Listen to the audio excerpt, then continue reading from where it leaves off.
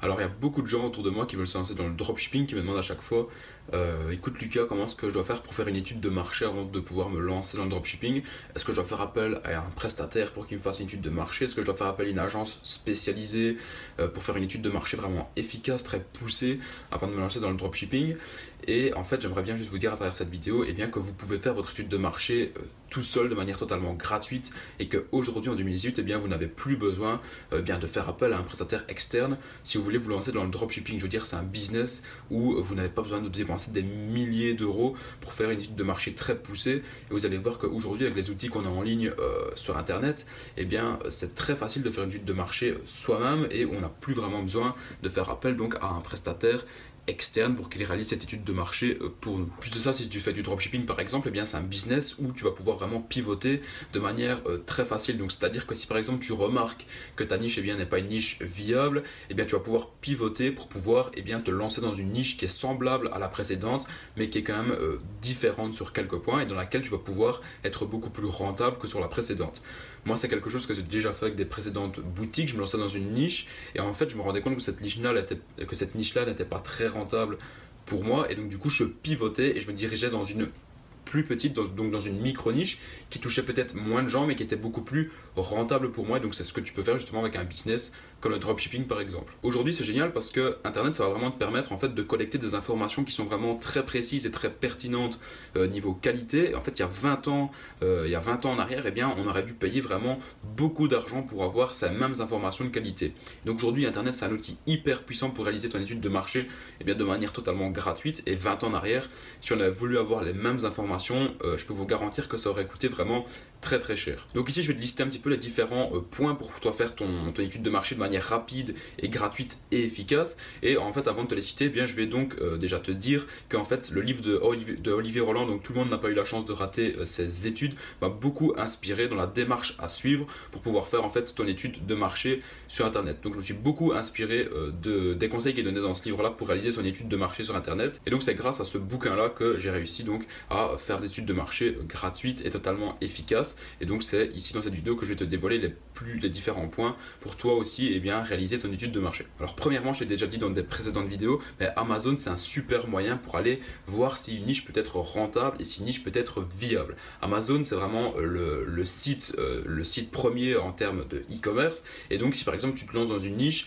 bien va tout le temps voir sur Amazon dans la niche en question et tu tries les produits par best-seller. Ça va déjà te donner une idée des produits qui se vendent le mieux. Donc comme ça, bien tu auras déjà une idée des produits qui se vendent et que tu pourras mettre sur ta boutique. Et en plus de ça, tu pourras voir si la niche existe vraiment sur Amazon et si elle se vend. Tu pourras donc aller voir les avis clients, s'il y en a beaucoup ou bien s'il y en a peu. Et s'il y a beaucoup d'avis clients, bien tu sais que c'est des produits qui se vendent et donc que c'est une niche qui est peut-être rentable. Donc déjà, avant de te lancer dans une niche, va tout le temps voir chez tes concurrents sur les grosses marketplaces, que ce soit Amazon, AliExpress, Alibaba, et va tout le temps voir voilà, dans les best-sellers pour voir si les produits se vendent déjà avant de te lancer dans une niche qui ne pourrait potentiellement pas être rentable sur le long terme. Ensuite, le deuxième point que je vais te donner, c'est tout simplement le générateur de mots-clés Google. Alors c'est très efficace parce que ça va te permettre bien, de voir le volume en fait de mots-clés qui ont été recherchés mensuellement sur Google. Donc ça va déjà te donner une idée bien, des personnes qui recherchent tes mots-clés directement sur Google, et ça va également te permettre de voir la concurrence qu'il y a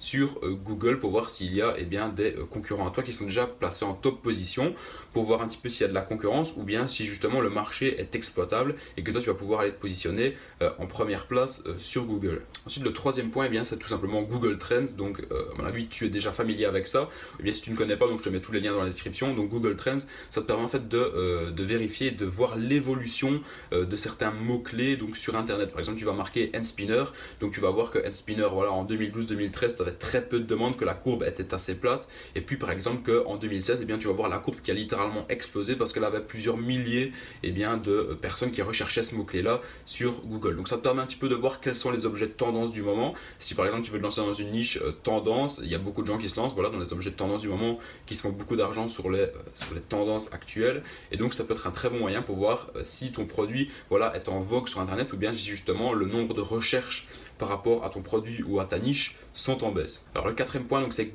Facebook Insight. À mon avis, tu as déjà utilisé ça si tu as déjà fait de la publicité Facebook. Moi en tout cas, j'utilise régulièrement Facebook Insight pour voir un petit peu les données par rapport à ma niche sur les clients qui pourraient potentiellement acheter. Et en fait, Facebook Insight, c'est hyper précis parce que Facebook connaît pratiquement tout de ses utilisateurs. Il connaît vraiment toutes les données. Donc si par exemple tu veux savoir, je sais pas moi, par exemple si tu veux savoir en Suisse, eh bien combien d'hommes de 45 ans aiment le tennis, eh bien tu vas vraiment avoir une réponse très précise et très pertinente par rapport au sujet.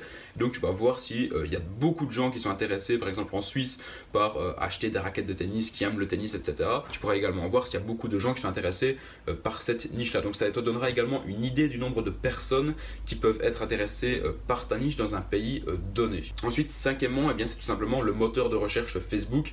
Si par exemple, je sais pas, tu es dans la niche du tennis, tu vas donc marquer tennis par exemple dans le moteur de recherche Facebook, et donc là tu vas voir s'il y a beaucoup de pages qui sont liées au tennis, et tu vas également voir s'il y a beaucoup de groupes qui ont été créés par rapport au tennis. Donc comme ça te donnera une idée. Si tu vois qu'il y a énormément de pages par rapport au tennis, et si tu vois qu'il y a énormément de groupes dans lesquels il y a beaucoup de personnes qui parlent de tennis en général, et bien là ça te montre vraiment qu'il y a une communauté qui est engagée, qui aime le tennis, et donc ça va vraiment te donner une idée. Donc ça va te montrer que c'est une niche qui peut être très rentable parce qu'il y a vraiment des passionnés de tennis. Et donc ça, si tu vois déjà qu'il y a beaucoup de pages et beaucoup de groupes, ça te donne déjà une idée du marché, et ça te montre que ton idée de niche peut être vraiment rentable. Et justement, sixièmement, ce qui découle donc du moteur de recherche Facebook, c'est tout simplement donc les groupes Facebook.